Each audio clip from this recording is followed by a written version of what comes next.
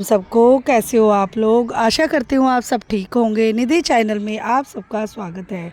पुरुषोत्तम मास महात्म कथा का आज हम 19वें अध्याय का पाठ करेंगे। कथा को पूरा सुनिए, बीच में बिल्कुल ना छोड़ें। श्री सूत जी बोले, हे तपस्वियों, इस प्रकार कहते हुए श्री नारायण को मुनि श्रेष्ठ नारद मुनि ने मधुर वचनों से प्रसन्न करके कहा, हे ब्रह्मांड तपोनिधि सुदेव ब्राह्मण को प्रसन्न विष्णु भगवान ने क्या उत्तर दिया, सो हे तपोनिधि कहिए। श्री नारायण बोले, इस प्रकार महात्मा सुदेव ब्राह्मण ने विष्णु भगवान से कहा। भक्त वत्सल विष्णु भगवान ने वचनों द्वारा सुदेव ब्राह्मण को प्रसन्न करके कहा। हरि भगवान बोले, हे द्विजराज, जो तुमने किया है उसको दूसरा नहीं करेगा। जिसके करने से हम प्रसन्न हुए उसको आप नहीं जानते हैं। यह हमारा प्रिय पुरुषोत्तम मास गया है। स्त्री के सहित शोक में मगन तुमसे उस पुरुषोत्तम मास की सेवा हुई। हे तपोनिधि, इस पुरुषोत्तम मास में जो एक भी उपवास करता है, हे द्विजतम, वह मनुष्य अनंत पापों को भस्म कर विमान से बैकुंठ लोक को जाता है। सो तुमको 1 महीना बिना भोजन किए बीत गया और असमय में मेघ के आने से प्रतिदिन प्रातः मध्य या साय तीनों काल में स्नान भी अनायास ही हो गया। हे तपोनिधि, तुमको 1 महीना तक मेघ के जल से स्नान मिला और उतने ही अखंडित उपवास भी हो गए। शोक रूपी समुद्र में मगन होने के कारण ज्ञान से शक्ति से हीन तुमको अज्ञान से पुरुषोत्तम का सेवन हुआ। तुम्हारे इस साधन का तोल कौन कर सकता है।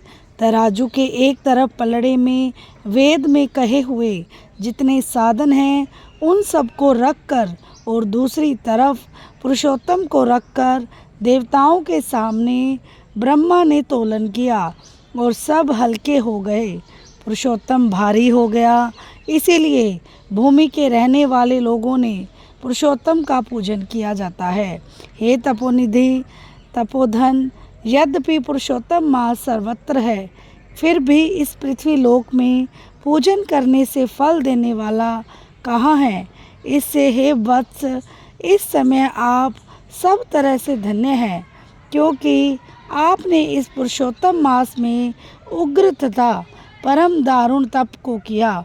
मनुष्य शरीर को प्राप्त कर जो लोग श्री पुरुषोत्तम मास में स्नान दान आदि से रहित रहते हैं, वे लोग जन्म जन्मांतर में दरिद्र होते हैं। इसीलिए जो सब तरह से हमारे प्रिय पुरुषोत्तम मास का सेवन करता है, वह मनुष्य हमारा प्रिय धन्य और भाग्यवान होता है। श्री नारायण बोले, हे मुनि, जगदीश्वर हरि भगवान इस प्रकार कहकर गरुड़ जी पर सवार होकर शुद्ध बैकुंठ भवन को शीघ्र चले गए। सपत्नी सहित सुदेव शर्मा पुरुषोत्तम मास के सेवन से मृत्यु से उठे हुए सुखदेव पुत्र को देखकर अत्यंत दिन रात प्रसन्न होने लगे। मुझसे अज्ञानवश पुरुषोत्तम मास का सेवन हुआ और वह पुरुषोत्तम मास का सेवन फलीभूत हुआ, जिसके सेवन से मृत पुत्र उठ खड़ा हुआ। आश्चर्य है कि ऐसा मास कहीं नहीं देखा। इस तरह आश्रय करता हुआ उस पुरुषोत्तम मास का अच्छी तरह पूजन करने लगा। वह सपत्नीक ब्राह्मण श्रेष्ठ इस पुत्र से प्रसन्न हुआ और सुखदेव पुत्र ने भी अपने उत्तम कार्यों से सुदेव शर्मा पिता को प्रसन्न किया। सुदेव शर्मा ने पुरुषोत्तम मास की प्रशंसा की तथा आदर के साथ श्री विष्णु भगवान की पूजा की और कर्म मार्ग से होने वाले फलों से इच्छा का त्याग कर एक भक्ति मार्ग में ही प्रेम रखा। श्रेष्ठ पुरुषोत्तम मास को समस्त दुखों का नाश करने वाला जानकर उस मास के आने पर स्त्री के साथ जप हवन आदि से श्री हरि भगवान का सेवन करने लगा। वह सपत्नीक श्रेष्ठ ब्राह्मण निरंतर 1000 वर्ष संसार के समस्त विषयों का उपभोग कर विष्णु भगवान के उत्तम लोक को प्राप्त हुआ, जो योगियों को भी दुष्प्राय है। फिर यज्ञ करने वालों को कहाँ से प्राप्त हो सकता है? जहाँ जाकर विष्णु भगवान ने संकट वास करते हुए शोक के भोगी नहीं होते हैं, वहाँ पर होने वाले सुखों को भोग कर गौतमी तथा सुदेव शर्मा दोनों स्त्री पुरुष इस पृथ्वी में आए। वहीं तुम सुदेव शर्मा इस समय दृढ़धनवा नाम में प्रसिद्ध पृथ्वी के राजा हुए। पुरुषोत्तम मास नाम के सेवन से समस्त रिद्धियों के भोक्ता हुए। हे राजन, यह आपकी पूर्व जन्म की पति देवता गौतमी की पटरानी है। हे भूपाल, जो आपने मुझसे पूछा था सो सब मैंने कहा।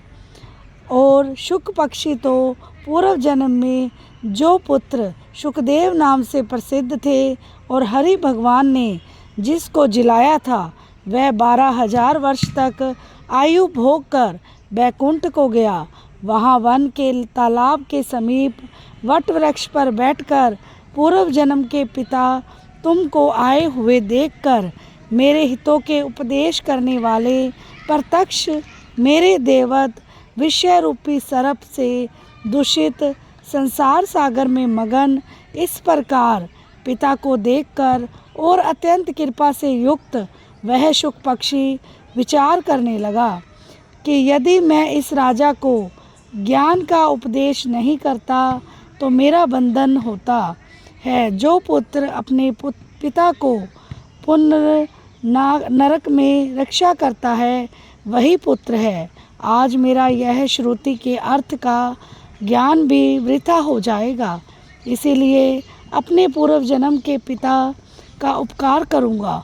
हे राजन, दृढ़ धनवा इस तरह निश्चय करके वह शुक पक्षी वचन बोला। हे पाप रहित राजन, जो आपने पूछा सो यह सब मैंने कहा। अब इसके बाद पाप नाशनी सरयू नदी को जाऊंगा। श्री नारायण बोले। इस प्रकार बहुत समय तक उस प्रसिद्ध यशस्वी राजा दृढ़ धनवा ने पूर्व जन्म का चरित्र कहकर जाते हुए वाल्मीकि मुनि की प्रार्थना कर असंख्य पुण्यवान राजाओं का राजा वाल्मीकि मुनि को नमस्कार करता हुआ बोला। बोलो श्री विष्णु भगवान की जय हो। कथा के अंत में कीर्तन अवश्य करना चाहिए। आप भी मेरे साथ साथ कीर्तन कीजिए और आनंद लीजिए। श्रीमन नारायण नारायण नारायण, जप मन नारायण नारायण नारायण, भज मन नारायण नारायण नारायण, लक्ष्मी नारायण नारायण नारायण, श्रीमन नारायण नारायण नारायण, भज मन नारायण नारायण नारायण, जप मन नारायण नारायण नारायण, लक्ष्मी नारायण नारायण नारायण, श्रीमन नारायण नारायण नारायण, जप मन नारायण नारायण नारायण, भज मन नारायण नारायण नारायण, लक्ष्मी नारायण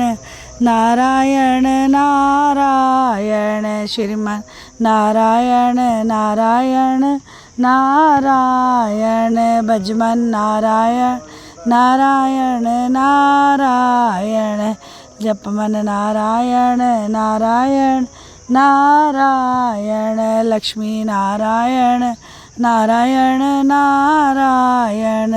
बोलो श्री लक्ष्मी नारायण भगवान की जय हो। वीडियो को लाइक, चैनल को सब्सक्राइब करना ना भूलें और बेल आइकन को ज़रूर प्रेस करें ताकि मेरी वीडियो की नोटिफिकेशन आपके पास पहुंचे। मिलते हैं नेक्स्ट वीडियो में। राधे राधे।